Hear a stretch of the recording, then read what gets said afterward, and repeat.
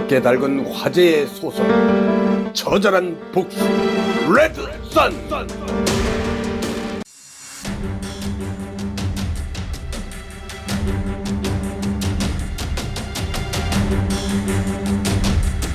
제22회. 가슴 아픈 사랑아.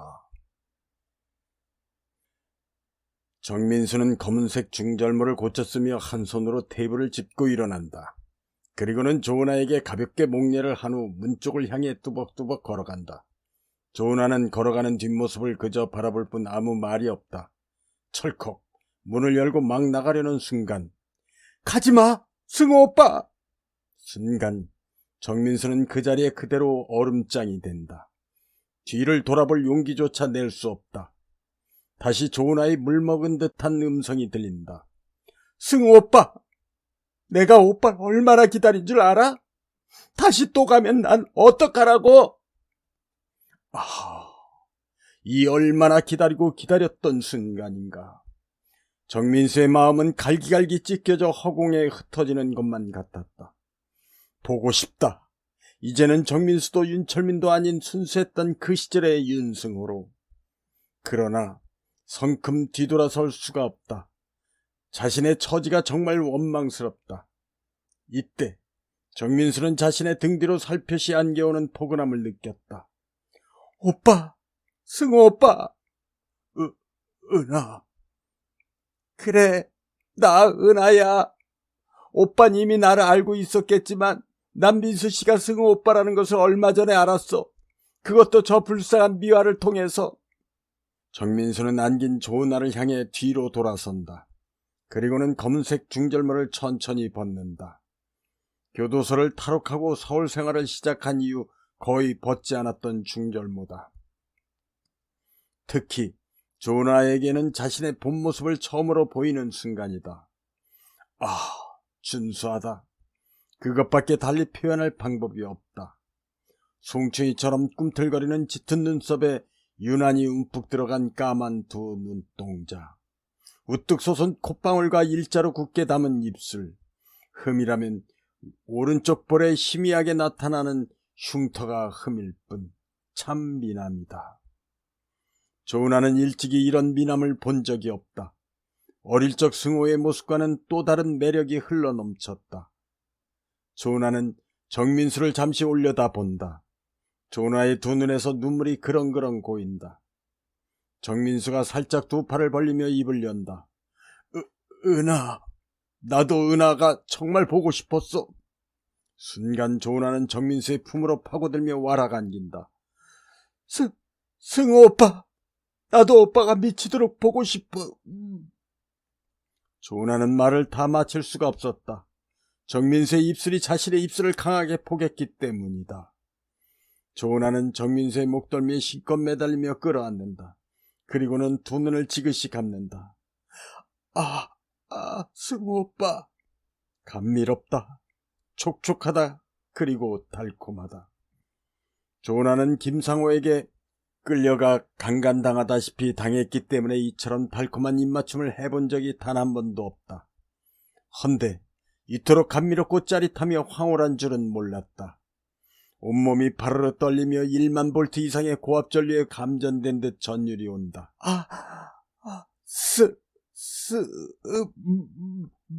살짝 벌어진 입술 사이사이로 자신도 모르게 파열음이 새어나올 때 입안으로 달짝지근한 것이 들어온다. 정민수의 깊은 입맞춤으로 인해 긴 혀가 깊이 파고든 것이다. 조은아는 더욱 강하게 정민수의 목을 끌어안는다. 반면에 정민수는 버들가지보다 더 하늘거리는 조은아의 허리를 힘껏 끌어당긴다. 승우 오빠 사랑해. 정민수도 더욱 힘껏 자신의 품으로 끌어안는다. 은하, 나도 은하를 정말 사랑해. 그리고는 두 팔로 가냘픈 몸매를 번쩍 들어 올리고는 화려하게 수놓인 침상으로 향한다. 그러한 가운데서도 둘의 입술은 떨어질 줄 모른다. 정민수는 조은아를 금침 위에 눕힌 후 연분홍색 긴 원피스의 뒷단추를 하나둘씩 따내려 간다. 승우 오빠. 조은아는 자신의 거추장스러운 원피스를 원망이라도 하듯 단추가 잘 따지도록 허리를 들어 도와준다. 우윳빛보다 더 매끄럽고 백옥보다 더 아름다운 조은아의 고운 피부가 살짝살짝 모습을 드러나기 시작한다. 은하, 정말 많이 보고 싶었어. 힘들 때마다 은하 덕분에 버틸 수 있었어. 은하, 사랑해. 그리고는 입술을 조은아의 이마에 가져간다. 참 예쁘다. 특히나 모든 것을 빨아들일 듯한 새까만 두 눈동자는 모든 것을 빨아들이고도 남을 듯하다. 승우 오빠, 나도 얼마나 보고 싶었는지 알아?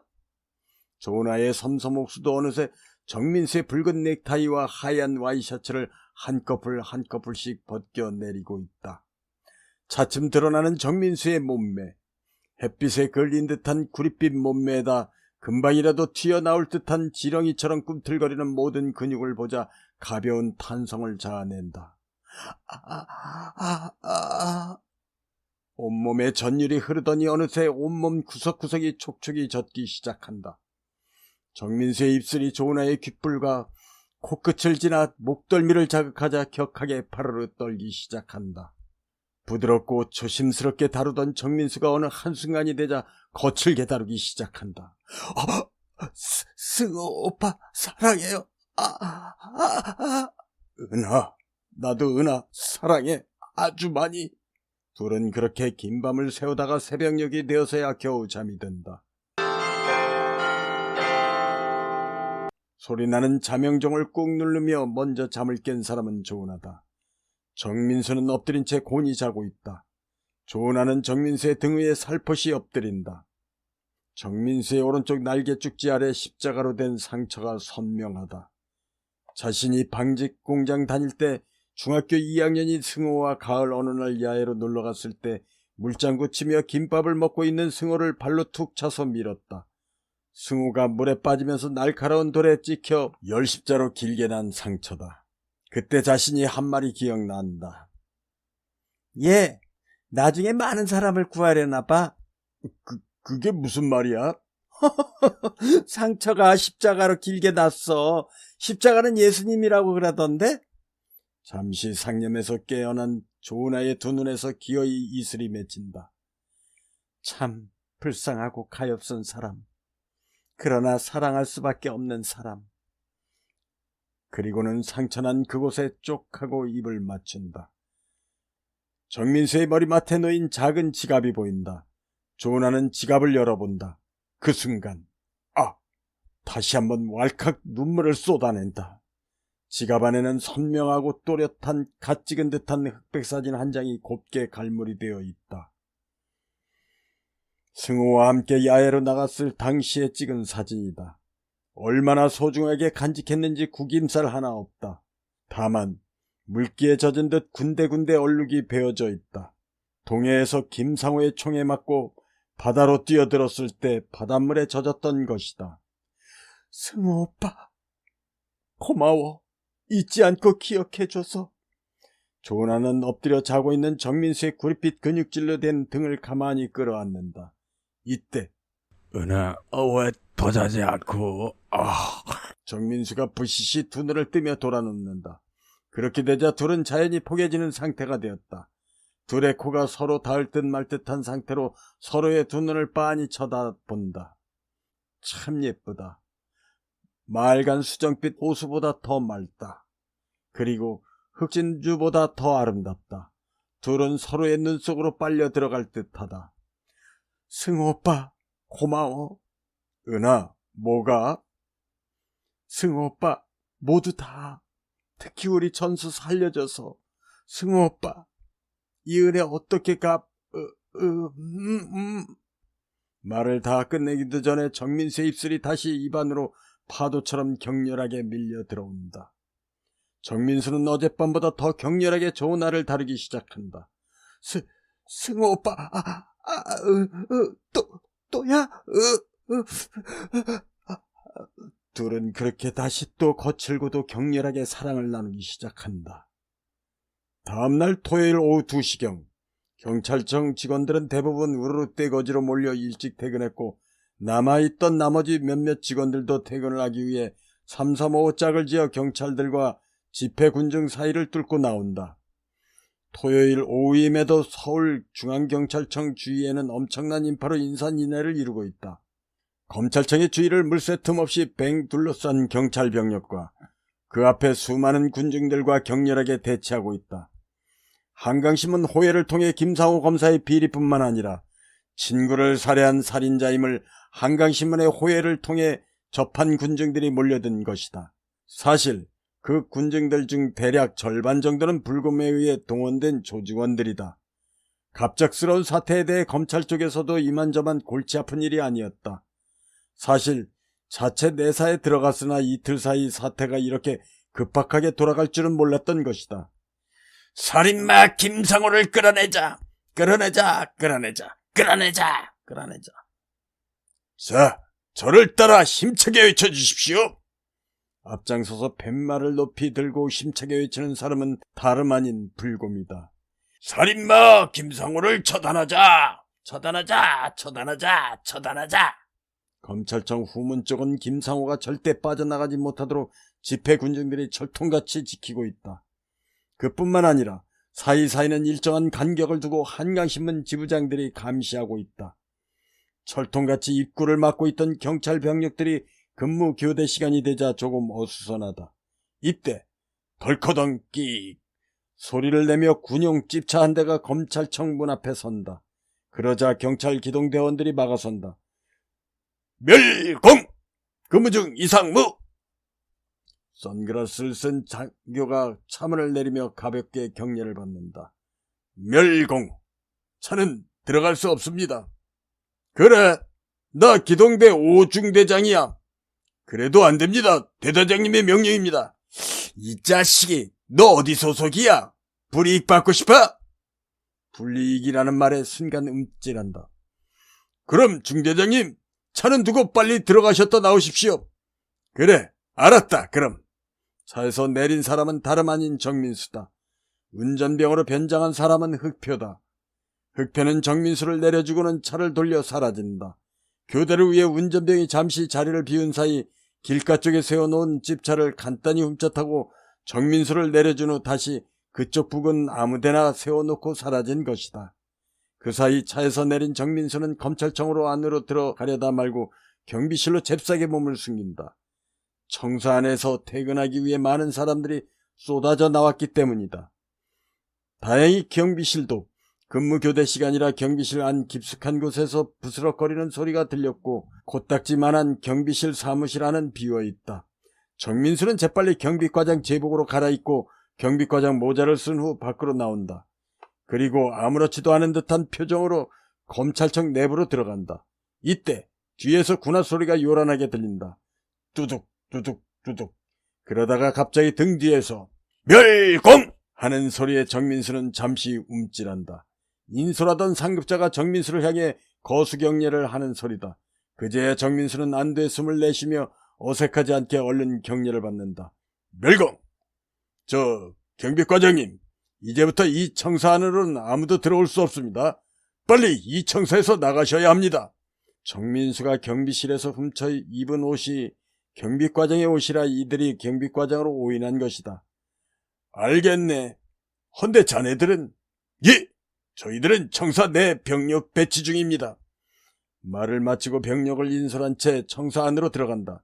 정민수도 바빠졌다. 더 빠른 걸음으로 급히 안으로 들어간다.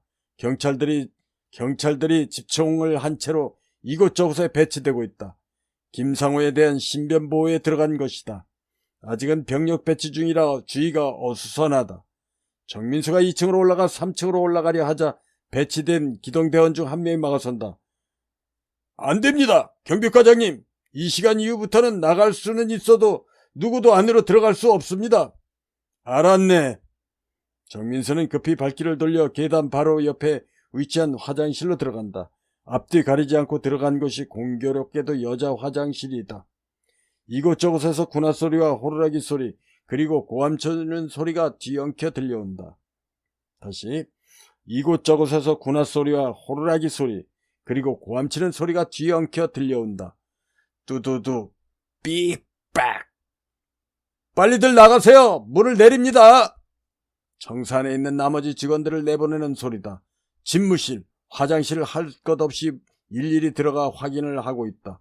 어느덧 바로 옆 남자 화장실까지 왔다. 나가세요! 삐그덕 쾅! 정민수는 다급해졌다. 잠시 머리를 굴리고는 5칸 중 맨 마지막 칸인 5번째 칸으로 재빨리 이동한다. 들어가자마자 속내의만 남겨둔 채 구두를 비롯해 모두 벗는다. 그리고 옆 휴지통에 구겨 넣은 후 보이지 않도록 휴지통 뚜껑을 덮는다. 이때 남자 경찰의 음성이 들린다. 이것은 이승경이 확신해봐. 알겠습니다, 박 경장님. 여경의 목소리가 들림과 동시에 군화 소리와 함께 화장실 문을 열고 들어온다. 잠시 검문이 있겠습니다. 혹시 안에 계신 분이 있으시면 빨리 나가십시오. 2분의 시간을 드리겠습니다. 째깍 째깍 째깍. 흐르는 2분의 시간이 정민수에게는 지옥 망을 기다리는 시간과도 같았다. 잠시 후 시간이 다 된 듯 다시 여경의 음성이 들린다. 실시하겠습니다.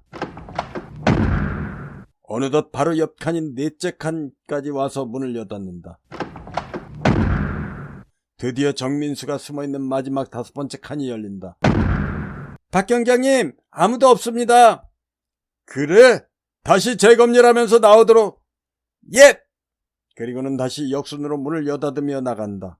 점검을 다 마친 여경이 마지막 화장실 문을 나가며 잠금 장치를 하는 소리가 들린다. 철컥. 휴. 정민수는 길게 안도의 한숨을 내쉬며 넷째 칸에서 나온다. 여경이 넷째 칸을 점검하고 문을 닫는 동시에 옆 칸인 5째 칸에 있던 정민수가 두 손으로 칸과 칸 사이의 벽 위를 짚으며 뱀과 같은 동작으로 재빠르게 타고 넘었던 것이다. 헌데 문제는 그 다음이었다. 바로 나갈 줄 알았던 여경이 재점검하기 위해 다시 문을 연 것이다. 정민수는 열리는 문 뒤쪽으로 최대한 배를 집어넣어 몸을 웅크리며 호흡을 멈췄다. 이럴 때를 대비해 수련하던 축근법. 축근법이란 근육을 줄여서 몸을 작게 하는 품의 절정무예. 수련을 오래 하면 축골법, 즉 뼈 마디마디까지 줄일 수 있는 신기한 무예다. 정민수가 교도소를 탈출할 당시에도 이 축근법을 사용한 적이 있다. 이 축근법으로 몸을 최대한으로 줄였으나 더 부지런히 수련을 못한 것이 절실히 후회되었다. 정민수는 최대한 벽에 바짝 붙여 몸을 줄인 상태였으나 들킬 것을 대비해 손가락을 칼날처럼 만들어 여차하면 설수까지 펼칠 생각을 하고 있었다. 그러나 다행히 여경은 화장실 문을 다 열지 않고 반보다 조금 더 열고는 건성으로 대충 훑어보고 나간 탓에 들키지 않았다. 정민수는 휴지통에 힘껏 눌러 처박아 놓은 겉옷을 꺼내 주섬주섬 입는다.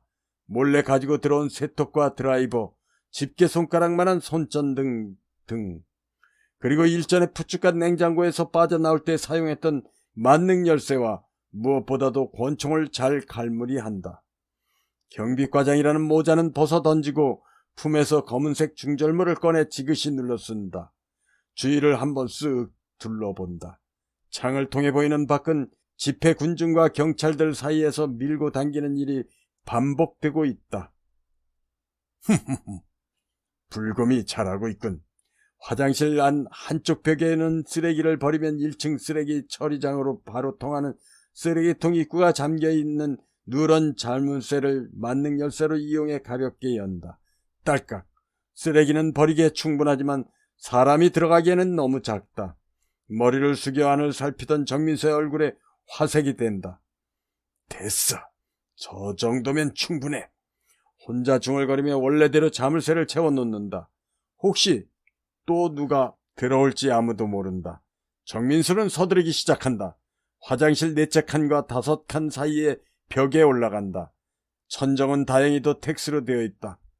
드라이버를 이용해 텍스 2장을 조심스레 뜯어낸다. 이러한 작업에 대비해 작은 셋톱과 드라이버 그리고 작은 손전등으로 천장 안을 비추며 중얼거린다. 이제 올라갈 일만 남았군. 김상우 불쌍한 놈. 정민수는 뜯어낸 텍스 구멍을 통해 위로 올라간다. 위 천장은 겨우 쭈그리고 앉을 수 있을 정도의 공간이다. 그뿐만 아니라 천장에 텍스 공사를 하기 위해 가로 세로로 길게 된 강목은 생각보다 굵었다. 덕분에 그 위에 올라앉아도 전혀 이상이 없다. 정민수는 손가락 길이보다 조금 더 긴 손전등을 켜고 아까 보았던 쓰레기통이 있는 방향으로 반쯤 엎드린 채 기어간다. 퉁퉁, 여기군. 그곳에는 쓰레기가 아래층으로 처리장으로 떨어질 수 있게 한 굵은 PVC통이 꼭대기층으로부터 아래로 길게 드리워져 있다. 정민수는 쭈그리고 앉은 채 셋톱을 꺼내 PVC통을 자르기 시작한다. 휴, 무척 단단하군. 계속 쉬지 않고 톱질한다. 이마에는 송글송글 땀방울이 맺힌다. 추운 늦겨울 바람이 송송 뚫린 이곳저곳의 구멍에서 들어오지만 추위를 느낄 수가 없다. 이렇게 한동안 톱질을 해나가자 이윽고 구멍이 난다. 그렇게 되자 조금 전보다는 수월하게 잘리기 시작한다. 정민수의 빠른 손놀림에 원통으로 된 PVC가 빙 둘러 잘렸고 그 위 대략 70cm 정도 위를 조금 전과 같이 빙 둘러 자르자 PVC 원통이 떨어져 나온다. 됐다. 정민수는 잘려나간 아래 PVC에 올라선 후 몸을 최대한 축소한 뒤 몸을 위 PVC통 안으로 넣는다.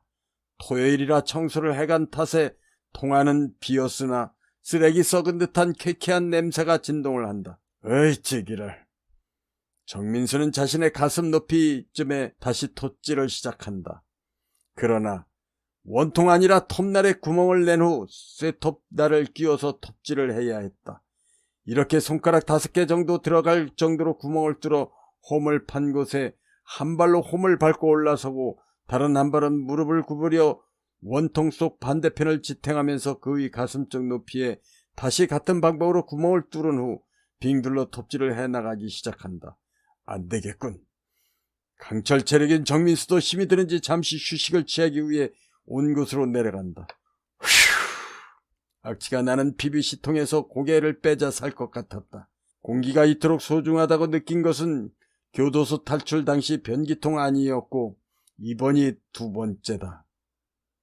왼손목에 찬 시계를 쳐다본다. 시간은 어느덧 6시를 향해 쉬지 않고 가고 있다. 출출하군. 윗주머니에서 군용쌀을 꺼내 씹기 시작한다. 군용쌀은 미리 쪄놓은 쌀로서 뜨거운 물만 부으면 먹을 수 있는 전쟁 시 보급하는 군인용 식량이다.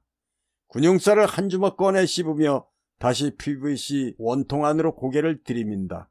그리고 다시 조금 전 잘라놓은 흠에 발끝을 올려놓고는 아까와 같은 방법으로 계속 작업을 시작한다. 처음 쇠톱 끝으로 구멍을 내기가 힘들었지 구멍을 내고 나면 그곳에 톱날을 넣어 잘라나가면 시간은 걸릴지라도 그렇게 힘들진 않는다. 그렇게 하기 3시간 남짓 되었을 때 투두툭 됐다.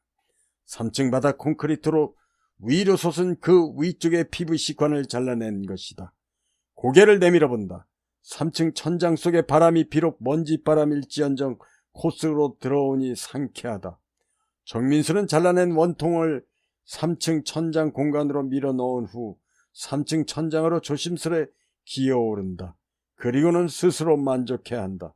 하하하하, 잘했어 정민수. 아니지 이제 윤승호지. 대견하다 윤승호. 하하하하. 그러나 그 기쁨도 잠시. 정민수의 두 눈이 활활 타오른다. 3층 천정도 허리를 반쯤 구부리면 움직이기에 충분했다. 잠시 심호흡을 한 후 얼기설기 엮인 강목을 타고 반대쪽을 향해 기어가기 시작한다. 저 마지막 끝이 301호실이다. 조금만 더 기다려라 김상우. 시간은 흘러 밤 11시를 막 지나고 있다. 이곳이군. 끝까지 기어온 정민수는 바로 아래가 김상우 집무실임을 직감한다. 지금 처리할 수도 있지만 약속은 지켜야겠지. 정민수는 피곤함을 느끼며 천정 위에 얼기설기 엮인 강목 위에 눕는다. 편하다. 이대로 그냥 잠들고 싶다는 생각이 든다. 이렇게 해서 내가 얻는 것이 무엇이지? 스스로 자문해 본다. 그러나 이내 아니지. 아버지, 어머니의 원수, 그리고 채미와의 원수, 조은아의 원수까지 철저하게 모두 갚아주어야겠지. 정민수는 스스로 다짐한다. 그리고 깊어가는 밤임에도 불구하고 연이어 들려오는 집회 군중의 구호를 들으며 잠시나마 눈을 감고 잠을 청한다. 그러나 이러한 긴박한 상황에서 잠이 올리 만무다. 정민수는 옆구리에 찬 권총을 다시 한번 점검한다. 밖에서는 여전히 김상호를 처단하자는 구호가 맹렬하게 들려온다. 김상호를 처단하자, 처단하자, 처단하자. 인터넷을 뜨겁게 달군 화제의 소설 처절한 복수 레드 선.